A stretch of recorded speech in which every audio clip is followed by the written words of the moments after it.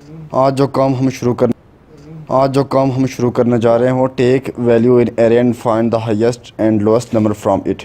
कि हमने एक एरे लेनी है, एरे में हमने एक तो हाईएस्ट नंबर फाइंड करना और फिर लोएस्ट नंबर भी फाइंड करना। जब हम भी एरे लेंगे और हमने यूज़र से वैल्यू लेनी है। यूज़र से वैल्यू लेने के लिए हमें एक लूप चाहिए होगी जो हम लूप इस्तेमाल करेंगे और एरे में अपने इंडेक्सेस के ऊपर अपने वैल्यू क्या कराएंगे, इनपुट कराएंगे। अब ये काम हम डव C++ में कर रहे हैं और ये C++ की कोडिंग है। हमने लिखा hash include IO stream. IO stream जो है वो हेडर फाइल है जो इनपुट और आउटपुट के लिए इस्तेमाल होती है, सी इन और सी आउट स्टेटमेंट के लिए जो हम इस्तेमाल करते हैं।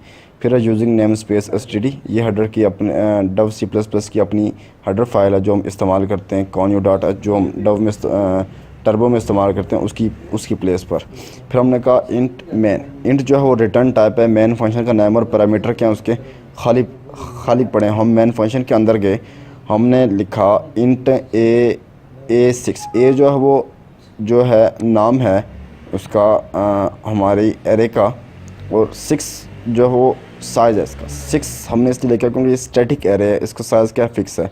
हमने एक मैक्स ले लिया इक्वल टू 0 रखा और मिन भी ले लिया, उसको भी इक्वल टू 0 रखा। ये मैक्स और मिन हमने इसलिए लिए क्योंकि हम इनमें अपनी वैल्यूज़ क्या कराने, स्टोर कराएंगे, एक मैक्स और एक मिन की। हमने कहा था कि जब भी हम एरे में वैल्यूज़ इंटर कराएंगे हम लूप का इस्तेमाल करें। हमने लूप लगाई, फॉर के ब्रैकेट के अंदर आए, हमने लिखा int j equal to 0, j is less than 6 equal to 0।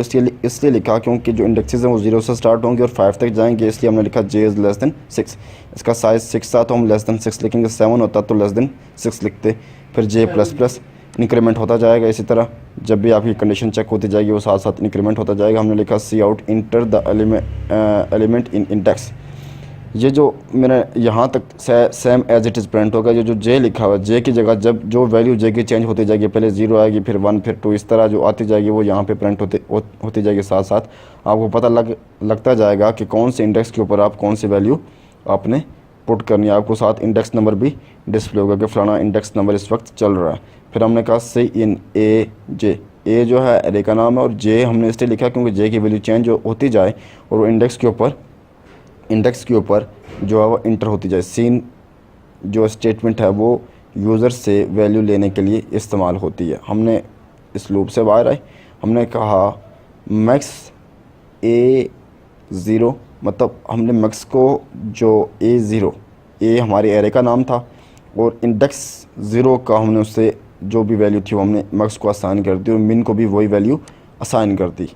क्योंकि जब भी हम मैक्स और मिन फाइंड करते हैं आपकी एरे में तो हम उसका कोई एक इंडेक्स नंबर उठा लेते हैं और उसको आपके जो भी मिन और मैक्स जो वेरिएबल हैं जहाँ पे आपने स्टोर कराने हैं वहाँ उनको असाइन कर देते हैं। उसके बाद लूप लगाते हैं, लूप के अंदर आप कंडीशन लगाते हैं ताकि आप साथ साथ चेक करते जाएं। लूप इसलिए लगाते हैं क्योंकि 6 अगर हमारा भी 6 की एरे थी तो 6 के लिए 6 टाइम चलेगा, 6 टाइम चेक होगा कि कौन सी वैल्यू इनमें से बड़ी है कौन सी छोटी है। अगर 10 होती तो 10 टाइम चलता। इसी तरह इफ़ स्टेटमेंट हमने लगाया जो चेक करेगा कि कौन सी वैल्यू बड़ी है और कौन सी छोटी है। अब हमने क्या कहा, हमने कहा int if max is less then AI। Max के अंदर A0 की वैल्यू स्टोर है, A इंडेक्स 0 की, एरे इंडेक्स 0 की वैल्यू स्टोर है। वो चेक कर रहा है अगर मैक्स से कोई मैक्स जो है वो छोटी है AI से, मतलब मैक्स की वैल्यू AI से छोटी है तो मैक्स के अंदर AI की क्या वैल्यू जो है वो स्टोर होती जाए। मतलब मैक्स है, मैक्स अगर लेस देन है AI से, मैक्स छोटा हो गया तो AI क्या होगा, बड़ा होगा, तो AI की वैल्यू मैक्स में स्टोर होती जाए। मतलब बड़ी वैल्यू जो है ना मैक्स में स्टोर होती जाए, छोटी क्या होती जाए, डिलीट होती जाए। अगर जब भी उसे बड़ी वैल्यू मिलती है तो A0 का जो उसके पास वैल्यू है वो क्या हो जाएगी, रिमूव हो जाएगी और जो भी उससे इंडेक्स नंबर मिला जिसकी वैल्यू बड़ी है वो क्या हो जाएगी, यहाँ पर स्टोर हो जाएगी। फिर हमने इसी तरह मिन के लिए लिखा इफ़ मिन इज़ ग्रेटर देन AI। अगर मिन की वैल्यू बड़ी है तो मतलब AI की क्या होगी उस टाइम, छोटी होगी, तो AI की वैल्यू क्या हो जाए, मिन में फिर स्टोर हो जाए। अब हम इस लूप के बाहर आएंगे। इसी तरह ये लूप 6 टाइम चलेगा। आई की सबसे पहले वैल्यू 0 चेक होगी, यहाँ पे 0 आएगा आई की जगह, यहाँ जिधर जिधर आई लिखा वहाँ 0 आएगा। फिर वो यहाँ पे जाएगी, आई में इंक्रीमेंट होगा और कंडीशन चेक होगी कि कंडीशन ट्रू है या फॉल्स है। अगर कंडीशन ट्रू है तो दोबारा आई की वैल्यू चलेगी, आई की वैल्यू इंक्रीमेंट होकर 1 1 हो गया, 1 1 चलेगी, फिर ऊपर जाएगा, फिर इंक्रीमेंट होगी वैल्यू, कंडीशन चेक होगी, फिर उसके बाद 2 2 आएगा, इसी तरह ऑनवर्ड चलती रहेगी 5 तक। 6 के लिए क्या हो जाएगी, कंडीशन रॉन्ग हो जाएगी। अब क्या है, हमने लिखा cout maximum equal to max और एंडल कर दिया, और मिनिमम इक्वल टू मिन, क्योंकि मैक्स की वैल्यू मैक्सिमम की वैल्यू मैक्स में स्टोर और मिनिमम की वैल्यू मिन में स्टोर है।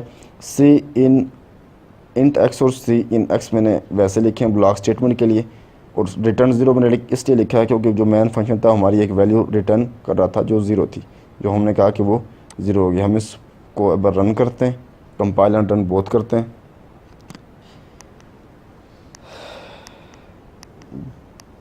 अब देखते हैं कि हम इसका क्या रिज़ल्ट आएगा, फिर हम इसकी वैल्यूज़ इंटर करेंगे।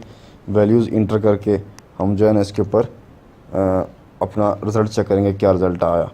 ये हमारा आ गया भाई, कोई एरर नहीं है, कोई वार्निंग नहीं है। हम इसमें चेक करेंगे अभी वैल्यूज़ इंटर करके।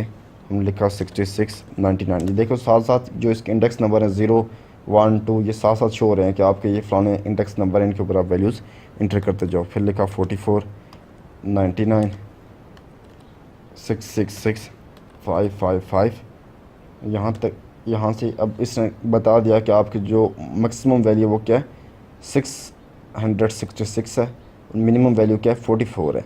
ये आपका क्या आ गया, सोल्यूशन आ गया कि आपने 6 इंडेक्स इंटर किए 0 1 2 3 4 और 5, और उसमें से आपको उसने बता दिया कि ये क्या है मैक्सिमम वैल्यू और ये क्या है आपकी मिनिमम वैल्यू है।